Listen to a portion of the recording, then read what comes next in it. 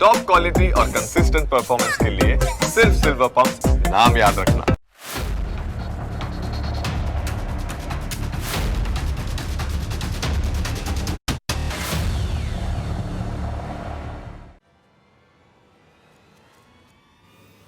નમસ્કાર, હું જનક દવે.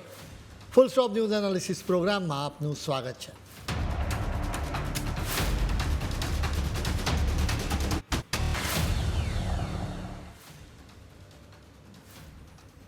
અત્યારે બોક્સ ઓફિસ પર ફિલ્મ ધુરંધર છવાઈ રહી છે, જે પુરવાર કરે છે કે લોકોને આ ફિલ્મ ખૂબ જ ગમી રહી છે. પરંતુ અમુક લોકોને આ ફિલ્મથી પેટમાં દુખાવો ઉપડ્યો છે. અમે લિબરલ્સ ગેંગની વાત કરી રહ્યા છીએ. લિબરલ્સ એટલે કે ઉદાર. હવે તમને સવાલ થાય કે આ લોકો કોના પ્રત્યે ઉદાર છે? એનો એકમાત્ર જવાબ છે કે આ લોકો દેશના દુશ્મનો પ્રત્યે ઉદાર છે. તેઓ આતંકવાદીઓ પ્રત્યે ઉદાર છે. તેઓ રાષ્ટ્રપ્રેમીઓ પર પૂરી તાકાતથી તૂટી પડે છે. જ્યારે છેલ્લા 11 વર્ષમાં આવા લિબરલ્સની જાણે કમર તૂટી ગઈ છે. અનેક લિબરલ્સના કનેક્શન્સ છે આતંકવાદીઓ સુધી પણ સામે નીકળ્યા છે. હવે લિબરલ્સની આ ગેંગ ચિલ્લાઈને ધુરંધર ફિલ્મનો વિરોધ કરી રહી છે. આ જ લિબરલ્સ ગેંગે કાશ્મીર ફાઇલ્સ ફિલ્મને હિન્દુ પ્રોપગેન્ડા ગણાવી હતી. એટલે કે હિન્દુઓની ક્રૂરતાથી હુમલાની તેમને બિલકુલ ફિકર જ નથી.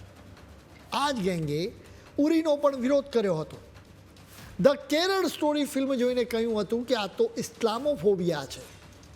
હવે આ જ ગેંગ ધુરંધર ફિલ્મ જોઈને પૂછે છે કે અમારા પાકિસ્તાનને બદનામ કેમ કરો છો? પાકિસ્તાન અને આતંકવાદીઓ જેમને ગમતા હોય તેઓ આ દેશ છોડીને જતા રહે ભાઈ. તેના માટે આ દેશમાં કોઈ જગ્યા જ નથી. હવે મૂળ વાત પર આવી કે આ લોકોને ધુરંધર ફિલ્મથી ખરેખર વાંધો શું છે? આ ફિલ્મમાં પાકિસ્તાનની ભયાનક સચ્ચાઈ બતાવવામાં આવી છે, જે અત્યાર સુધીની બોલિવૂડની ફિલ્મોમાં નહોતી બતાવવામાં આવી. એ જુઓ કે અત્યાર સુધી તમને જાસૂસીના નામે શું બતાવવામાં આવ્યું. આપણી એજન્સી રો અને પાકિસ્તાનની એજન્સી ISIના એજન્ટ્સની લવ સ્ટોરીઓ બતાવવામાં આવી છે. રિયલ લાઈફમાં એવું કશું થતું નથી.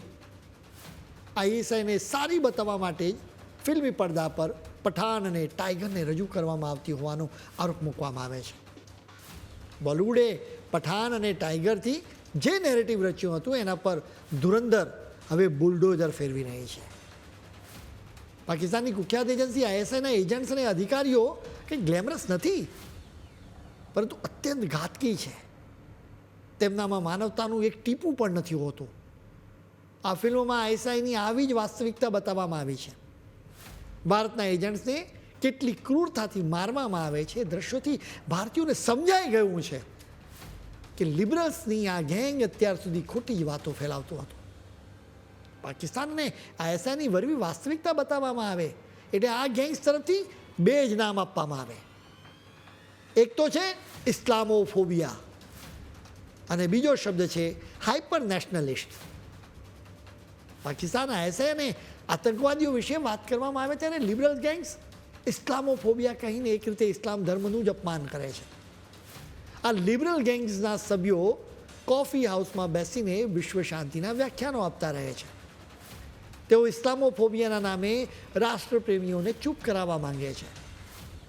ઇસ્લામોફોબિયા શબ્દથી તેઓ પાકિસ્તાનના આતંક પર પડદો પાડવા માંગે છે. તેઓ કહે છે કે બધા મુસ્લિમો આવા નથી હોતા. સચ્ચાઈ એ છે કે અમે તો પાકિસ્તાન અને ISIની વાત કરી રહ્યા છીએ. આ લિબરલ્સ ગેંગને પાકિસ્તાનનો ફોબિયા થઈ ગયો છે. એટલે કે પાકિસ્તાનની ઇમેજ ખરાબ થશે એવો તેમને ડર છે. હવે વાત હાઇપર નેશનલિસ્ટની. અરે ભાઈ, જો ભારત દેશ વિશે કંઈ પણ બોલવાને તમે હાઇપર નેશનલિસ્ટ કહેશો તો અમને તો એ સ્વીકાર નથી. અમને અમારા દેશ પ્રત્યે પ્રેમ છે. આ લિબરલ્સ ગેંગ તો માત્ર વિદેશી ફંડિંગ પર જ જીવતી હોય છે. તેમને ભારતની ચિંતા જ નથી. તેઓ તો પાકિસ્તાનના પ્રોપોગન્ડાને સમર્થન આપતા રહે છે. આ દિન સુધી લિબરલ ગેંગે આતંકવાદી હુમલાઓના પીડિતો વિશે એક શબ્દ પણ કહ્યું નથી. તેમના પ્રત્યે આ લિબરલ ગેંગના દિલમાં સહેજ પણ કરુણા નથી હોતી, પરંતુ તેઓ આતંકવાદીઓનો બચાવ કરવા તરત જ મેદાનમાં આવી જાય. આ ફિલ્મમાં પાકિસ્તાનનો ખરો ચહેરો બતાવવામાં આવ્યો છે. જ્યાં અંડરવર્લ્ડ, ગેંગસ્ટર્સ અને માફિયાઓ એકબીજાની સાથે હાથ મિલાવે છે. તેઓ મળીને ભારતમાં લોહી વહાવવા માટે કાવતરા રચે છે. આ ફિલ્મોમાં બતાવવામાં આવ્યું છે કે આવા માહોલમાં એક ભારતીય એજન્ટ પાકિસ્તાનમાં ગુપ્ત મિશન પાર પાડે છે. આ અધિકારી પાકિસ્તાનના આતંકી નેટવર્કનો ખાત્મો બોલાવવા માંગે છે. પાકિસ્તાનમાં કેવી રીતે ISI અને સેના અને સરકાર સાથે મળીને ટેરર ઇકોસિસ્ટમ ચલાવે છે એને આ ફિલ્મમાં અસરકારક રીતે રજૂ કરવામાં આવ્યું છે. આ ટેરર ઇકોસિસ્ટમ ભારતીયોનું લોહી વહેતું રહેવા માંગે છે, જેના માટે તેમણે અનેક આતંકી હુમલા પણ કરાવ્યા. ક્યાંક ગોળીબાર કર્યો તો ક્યાંક વિસ્ફોટો કર્યા.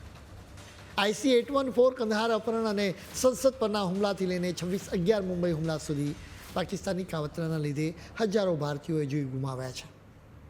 આ હુમલાના દ્રશ્યો અને એ ઘાતકી આતંકવાદીઓના ચહેરા પર ક્રૂરતા જોઈને કોઈ પણ દેશભક્તનું લોહી ઉકળી ઉઠે છે. આ ફિલ્મમાં ભયાનક આતંકવાદી હુમલાઓના આધારે દલીલ કરવામાં આવી છે કે ભારતને સરહદ પાર સિક્રેટ મિશન પાર પાડવાની ફરજ પડી હતી. અમે કોઈ ફિલ્મની વકાલત નથી કરી રહ્યા, પરંતુ આ ફિલ્મનો સૌથી મોટો પ્લસ પોઈન્ટ પાકિસ્તાન વિશેની રજૂઆત છે. આશ્ચર્યજનક રીતે એકદમ સટીક રજૂઆત કરવામાં આવી છે. મોટાભાગની હિન્દી ફિલ્મોમાં પાકિસ્તાનનો કાળો ચહેરો બતાવવામાં આવ્યો જ નથી. અસલી પાકિસ્તાન જોવા માટે પણ આ ફિલ્મ જોવી જરૂરી છે. લિબરલ્સ ગેંગને એનાથી પણ પેટમાં દુખી રહ્યું છે. આ ફિલ્મમાં જાસૂસોની બહાદુરી બતાવવામાં આવી છે.